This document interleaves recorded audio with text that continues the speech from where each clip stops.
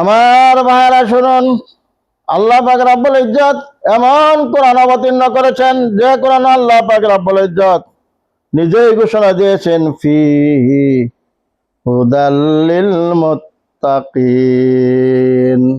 এই কিতাব ওদের জন্য হেদায়েত, ওদের জন্য পথ প্রদর্শক, যারা আল্লাহকে ভয় করে, আল্লাহর দুজককে ভয় করে, আল্লাহ আযাবকে ভয় করে, তাদের জন্য এই কিতাব হেদায়েত স্বরূপ। আর কি, আল্লাযীনা ইউমিনুনা বিল গায়ব, আর ওই ব্যক্তিদের জন্য এই কিতাব হেদায়েত স্বরূপ যারা নাকি আল্লাহ রাব্বুল আলামিনকে না দেখে তারা গায়েব হিসাবে আল্লাহর উপরে ঈমান আনেছে। আল্লাহ এক, আল্লাহর কোনো দ্বিতীয় নাই, আল্লাহ কারো করতে হয় নাই, আল্লাহর ঘর থেকেও কেউ জন্ম নেয় নাই। আল্লাহ সমস্ত সৃষ্টি করেছে, কায়নাত সৃষ্টি করেছে, দুজক বেহেশত সৃষ্টি করেছে, আসমান জমিন সৃষ্টি করেছে।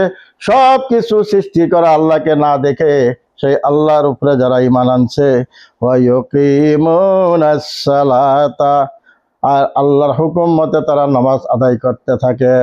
আল্লাহ নামাজের জন্য বলছেন আকিমিস সালাত, বারবার কোরআনে বলছে তোমরা নামাজ পড়ো।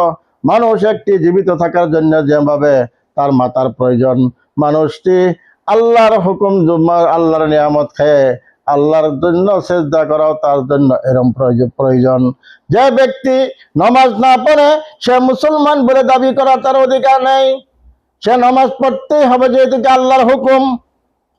ওয়া মিম্মা রাযাকনাহুম ইউনফিকুন, আর ওই ব্যক্তির জন্য এই কোরআন হেদায়েত স্বরূপ, যারা আল্লাহ পাক রব্বুল ইজ্জত যাদেরকে রিজিক দিয়েছে, সেই দেওয়া রিজিক থেকে যে আল্লাহর রাস্তায় খরচ করে, এতিমকে দেয়, ফকিরকে দেয়, মিসকিনকে দেয়, মাদ্রাসার এতিমদেরকে, মাদ্রাসার ছাত্রদেরকে খরচ করে, সেই ব্যক্তিদের জন্য এই কোরআন হেদায়েত স্বরূপ।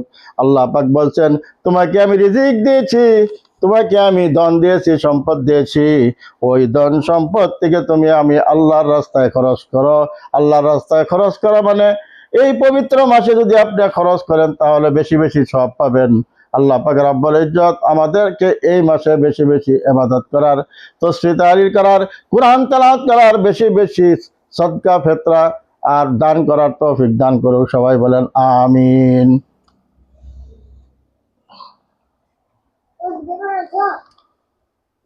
Tapi dengan kemana? Hah?